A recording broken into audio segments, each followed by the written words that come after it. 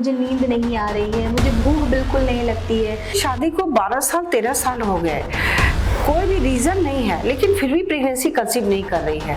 IVF अगर हम लोग करते हैं मैम, या फिर प्रेगनेंसी गर्भ धारण करना चाहती है। नमस्कार, मैं डॉक्टर गुलफाम असगर फातमी, आईवीएफ कंसल्टेंट कम काउंसलर एट आस्था आईवीएफ। आज की वीडियो में हमारे साथ हैं आस्था आईवीएफ की डायरेक्टर डॉक्टर नीलू प्रसाद मैडम। नमस्कार। आज की वीडियो में हम ये बात करेंगे तनाव यानी स्ट्रेस, एंजाइटी यानी कि चिंता के बारे में, और इन सभी का असर प्रेगनेंसी यानी कि गर्भ धारण पर क्या पड़ रहा है, कैसे पड़ रहा है, इस बारे में। क्या सच में तनाव और एंजाइटी के वजह से, स्ट्रेस के वजह से प्रेगनेंसी पे असर पड़ रही है, गर्भ धारण पे असर पड़ रहा है? आज की वीडियो में हम लोग ये बात करेंगे। फिर भी हम देख रहे हैं कि उसकी शादी को 12 साल 13 साल हो गए, कोई भी रीजन नहीं है, लेकिन फिर भी प्रेगनेंसी कंसीव नहीं कर रही है। और इसका जो सबसे बड़ा कारण हम लोग समझ पा रहे हैं वो उसका स्ट्रेस है। और स्ट्रेस में होता क्या है कि जो इम्पोर्टेंट जो हार्मोन हमारे शरीर में जो छूटते हैं नेचुरली, वो स्टेरॉयड है या फिर एड्रेनलिन है।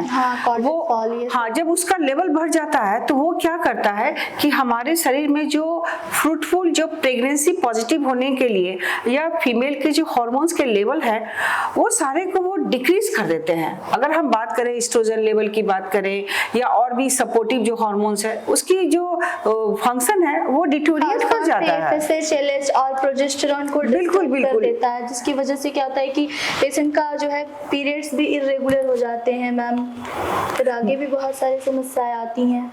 बिल्कुल। और देखा जाए तो इसका भी बहुत बड़ा कारण है, ना चाहते हुए भी उसे स्ट्रेस को झेलना पड़ रहा है। अगर हम बात करें तो एक बहुत बड़ी समस्या है कि उसको प्रेगनेंसी पॉजिटिव नहीं हो रही है। कारण उसका कभी मेडिकल भी हो सकता है या कभी आज का लाइफस्टाइल मॉडिफिकेशन है, लेकिन साथ ही साथ उसका जो सबसे बड़ा जो स्ट्रेस का कारण बन रहा है वो उसका घर का आसपास का वातावरण है। जो महिलाएं हैं वो अपने ही परिवार के लोगों से काफी परेशान है। लोग बात बात पर उसे ताने देते हैं, या तो फिर समाज के लोग हैं हमेशा उसके हेल्थ के बारे में, उसकी फर्टिलिटी के बारे में चर्चा करते हैं। और इतना ही नहीं, बहुत जगह तो ऐसे होते हैं कि अगर फर्टिलिटी नहीं है, पेशेंट अगर इनफर्टाइल है, तो उसे बिल्कुल ही अलग नजरिए से देखा जाता है। इवन उसे किसी भी शुभ काम में हो, उसे सामने नहीं लाना है, उसे पीछे रखा जाता है, और किसी भी अच्छे काम में उसे शामिल नहीं होने दिया जाता है। और परिवार का जो सबसे बड़ी समस्या है कि लोग ऐसे लोगों को प्रोत्साहित नहीं करते हैं, वो तरह तरह से प्रताड़ना भी करते हैं। कई बार ओपीडीज में मैम महिलाएं आती हैं और ऐसा कहती हैं कि मैडम हमको तो कोई तनाव ही नहीं है, लेकिन उनके सिम्टम्स दिखते हैं। जैसे सिम्टम्स में मरीज बताती है कि मैडम मुझे नींद नहीं आ रही है, मुझे भूख बिल्कुल नहीं लगती है, छोटी छोटी बातों पे पेशेंट को चिड़चिड़ापन होने लगता है, साथ ही साथ उसको मेंस्ट्रुअल इरेगुलरिटीज होती है। पेशेंट को खुद नहीं पता है कि वो बहुत ज्यादा टेंशन और एंजाइटी में है। कभी कभी ऐसा होता है सामाजिक दबाव, परिवार के ताने, एक तो उसको बच्चा नहीं हो रहा है, इन सब चीजों से पेशेंट बहुत काफी परेशान होता है। इवन कभी कभी ऐसा भी देखा जाता है कि घर में और भी भाई हैं या जिनकी शादी उसके साथ हुई, सबके बच्चे हो गए हैं, कोई 5 साल के, कोई 10 साल के हैं, तो बताए या ना बताए, उसे देखकर उसे तो निश्चित रूप से टेंशन तो होता है। कभी कभी हमने देखा कि पति पत्नी एक दूसरे से बातें करते हैं, वो मानते हैं कि हमारा कुछ न कुछ प्रॉब्लम है, एक दूसरे को कन्विंस भी करते हैं कि चलो कोई बात नहीं, हम लोग कुछ रास्ता ढूंढेंगे।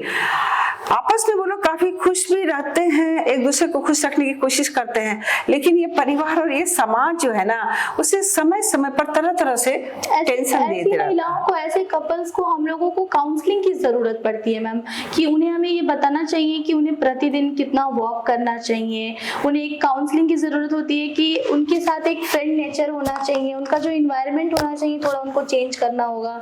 साथ ही साथ अपना एक लाइफ स्टाइल जो होगा उसमें थोड़ा सा मॉडिफिकेशन करना चाहिए। उनको ये बोलना चाहिए कि हाँ गहरी सांसें ले, फिर कम से कम प्रतिदिन 20 से 30 मिनट तक वो लोग वॉक करें ताकि टेंशन और एंजाइटी से वो लोग दूर रह सके। मानसिक संतुलन से ज्यादा जरूरत है शारीरिक संतुलन। IVF अगर हम लोग करते हैं मैम, या फिर प्रेगनेंसी गर्भ धारण करना चाहती है मरीज, तो मानसिक संतुलन जब तक नहीं रहेगा तब तक शारीरिक संतुलन नहीं आएगा। नहीं, तो हम लोग जो ट्रीटमेंट करते हैं तो जो हमारा वे ऑफ ट्रीटमेंट है वो तो हम करते ही करते हैं, और साथ ही साथ हम तो खास करके बहुत मोटिवेट करते हैं जी कि भाई दवाई तभी काम करेगा जब तुम्हारा शरीर का जो स्ट्रेस है वो उस पर हावी ना हो जाए। इसलिए जरूरी है कि मेडिटेशन करो, एक अच्छी नींद लो, और सारे जो विकार हैं तुम्हारे मन में, जो भी ऐसी धारणाएं आती है, हमेशा खुद को बचने और बचाने की कोशिश करो। कभी ऐसे पब्लिक प्लेस को मत फेस करो जहां पर तुम्हें कोई तरह की डिप्रेशन होने लगे। तो हर मरीज को काउंसलिंग के दौरान हम लोग बताते हैं कि जब तक ट्रीटमेंट हम कर रहे हैं, जब तक तुम्हारा रिजल्ट पॉजिटिव आता है, प्रेगनेंसी टर्म तक जाती है, तो तुम्हें हर तरह के स्ट्रेस से बचना है। और साथ ही साथ उसके थोड़ा सा लाइफस्टाइल में मॉडिफिकेशन के लिए भी बातें करते हैं। आजकल जो भी हो, सबका स्क्रीन टाइम बहुत बढ़ गया है। हाँ। वो समय निकाल के भाग दौड़ करके सबसे ज्यादा समय रील देखने में और रात भर काफी लेट नाइट सोना। सबसे खराब बात क्या है कि सबका जो सोने और उठने का जो रूटीन है ना, वो काफी डिस्टर्ब हो गया है। चाहे वो बच्चे हो, एडोलेसेंट एज ग्रुप हो या महिला हो, छुप कर रात में 2 बजे तक वो जो है वो खुद को जो है एंगेज किए रहते हैं। उसे ये पता नहीं चलता है कि हमारा इन सारी चीजों से कुछ भी हम एंटरटेन कम करते हैं, लेकिन स्ट्रेस हम ज्यादा ले रहे हैं। तनाव सिर्फ मन की बात नहीं होती है, ये शरीर को भी प्रभावित करता है। खास तौर से जब महिलाएं बच्चे के लिए ट्राई कर रही हैं, गर्भ धारण की कोशिश कर रही हैं, तो इसमें तनाव जो है शरीर को भी बहुत ज़्यादा प्रभावित करता है। इसलिए हमारा एक ये सलाह रहेगा कि अगर आप खुद से अपने आप को नहीं संभाल पा रहे हो तो आप हमारे पास आ रहे हैं। हम आपको पूरी कोशिश करते हैं कि हम आपकी एंजाइटी और आपके प्रेशर को दूर कर सके। अगर इससे भी ना हो तो आपको एक काउंसलिंग, एक बेहतर साइकोलॉजिस्ट की ज़रूरत पड़ सकती है। हम सभी महिलाओं को ये सलाह देना चाहेंगे कि आप अकेले नहीं हैं, हम लोग आपके साथ हैं। आप अपने शरीर को स्वस्थ रखें, मानसिक तनाव से दूर रखें, शरीर खुद ब खुद आपका साथ देगा। Thank you.